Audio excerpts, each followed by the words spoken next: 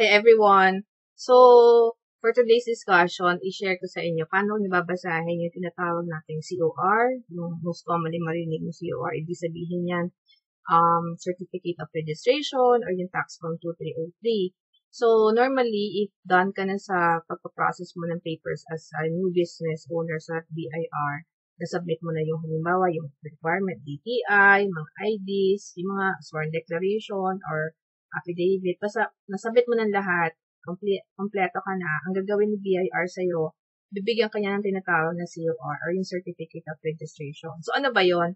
So, Certificate of Registration, as you can see on my screen, sinusulat niya dito, ano na yung mga tax forms na dapat kang unang-una maging familiar para fill upan mo yan. Yan yung requirement mo na mga tax forms, so dapat alam mo paano yan fill upan. Tapos pag na-fill upan mo yan, sinasabi din dyan kung kailan ka mag-start, mag-fill up, tapos ano yung frequency niyan, yung kadalasan mong gagawin, tapos kailan yung filing due date. Okay? Actually, sa mga baguhan, talagang nakaka-overwhelm. Kasi syempre, hindi sila sanay na, may ano ba itong mga to? Unang-una, hindi sanay, ano ba yung mga tax forms, diba?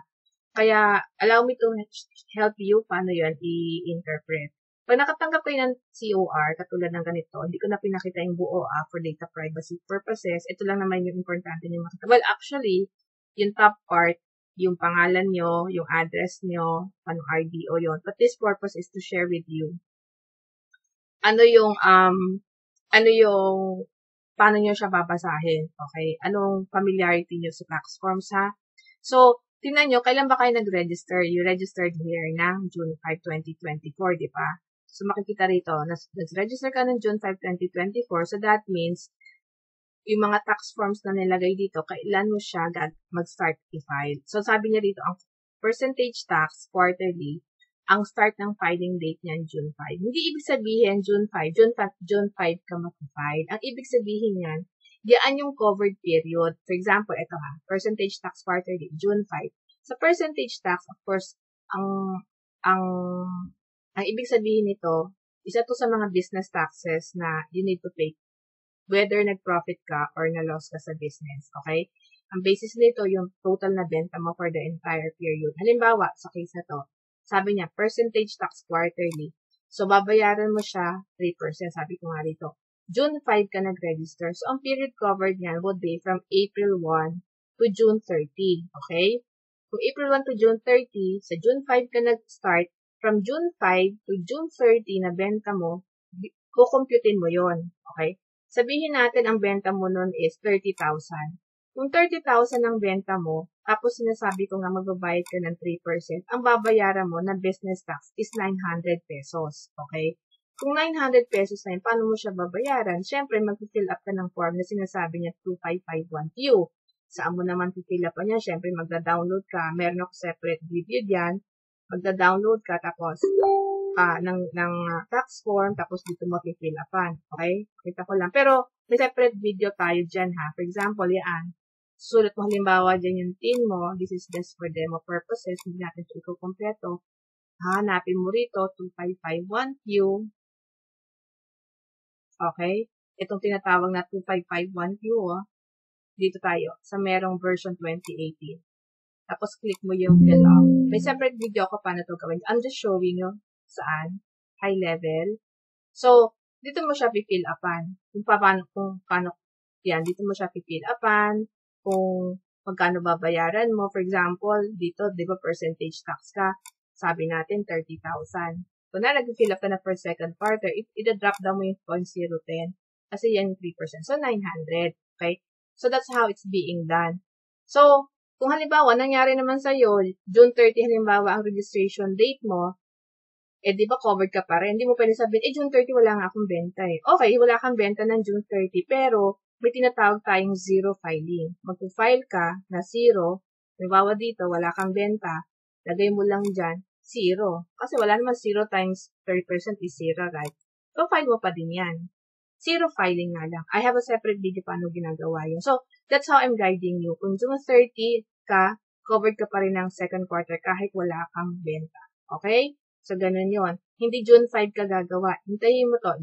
April 1 to June 30, yan ang coverage. Ang deadline mo would be from July 1 to 25. Okay? So, from July 1 to 25, doon ka mag-file. Kung kaya mo mag-file ng July 1, okay lang. Pero huwag kang lalagpas ng 25 kasi may tinatawag ng penalty na. Alright? So, between July 1 to 25, you file and pay kung may babayaran. Kung wala kang babayaran, you file. Okay? Zero filing na lang. Pag lumagpas ka na dyan, o kunwari, nag-file ka ng 25, pero binayaran mo bukas, July 26, may penalty ka pa rin. Okay? Kaya file and pay within this period mula July 1 to 25. Alright? Ngayon, pag sinabi mo naman sa akin na, July 5 ako nag-register. Okay? Pero kasi alam ko naman na mula June 5 ako nag-register, pero mula June 6 hanggang June 30, magbabakasyon ka. So, in short, sinara mo muna yung, halimbawa, yung store mo, June 6 to June 30. Pwede bang mag-file na ako sa June 7? Kasi hindi naman ako wala naman akong business eh. The answer is no. You have to wait until June 30, matapos yan, kasi yung form hindi ka rin i-allow. So, kahit wala kang ginawa mula June 6 hanggang June 30, nagbakasyon kasi naramot yung daahan mo, baka makalimutan mo, okay? Hindi. You still have to file within this period, July 1 to 25. Okay? That's for percentage tax, 3%. Okay? So, ang next natin babasahin, ito yung tinatawag na individual income tax. Quarterly din po siya. June 5 din po. So, kung June 5 ka, saan ka mag-fall? Dito ka sa April 1 to June 30. So, June 5, okay? Pero ito naman, ang deadline nito is August 15. This year. Meaning, TY is this year. So, meron pa talagang medyo matagal na leeway, around 45 days, diba? Kasi, medyo matrabaho itong gawin, lalo na kung yung tax regime na pinili mo, kailangan isa-isahin magkano yung expenses. Pero kung ang pinili mo lang, halimbawa is yung tax regime na 8%, tinatawag, madali lang yon, based ka rin sa sales mo, i-multiply mo siya na 8%. Okay? So, ito, from April 1 to June 30, ang deadline mo would be August 15, so you can file and pay, kung may babayaran ka, mula July 1 to August 15. Kung wala kang babayaran, 0, magpa-file ka pa rin. 0 nga lang. Okay? So, 1701 yung gagamitin mo dyan. 1701. Kasi sinabi na niya. Quarterly, 1701. Kung makakalimutin ka, for example, next year, ganun. Tandaan mo yung acronym naman, MAN. Sa first quarter, halimbawa, ang covered is January 1 to March 31. Ang deadline mo would be May 15. Hindi March 15. Syempre, hindi pa tapos eh. May 15. Okay? April 1 to June 30, A. August 15. Okay? July 1 to September 30. Tandaan mo yung N. November 15 of this year. Pero ang quarter naman, October 1 to December 31, April 15 of next year na yan. Alright? So, ang gagamitin mong tax form dyan is 1701Q. Okay? So, meron yan. Depende kung anong tax rate ang ginamit mo. Last but not the least, na isa mo pa rin dapat alamin na tax form is yung tinatawag na individual income tax. Merong 1701 at saka 1701A. Ano yung difference ng dalawa? Okay? Kung ikaw ay business mo lang yan, it's solely wala kang compensation. Ang gagamitin mo is 1701. Okay? Pupunta ka ulit dito para ma-verify natin tama ba yung na-mention ko. Tingnan natin ha. Annual naman to. 1701. Ito. 1701. Dito tayo. 1701. Kasi kung purely right, sabi niya 1701.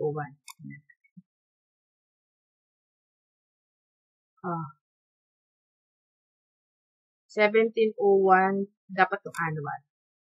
Fill up. Basahin natin. Tingnan natin.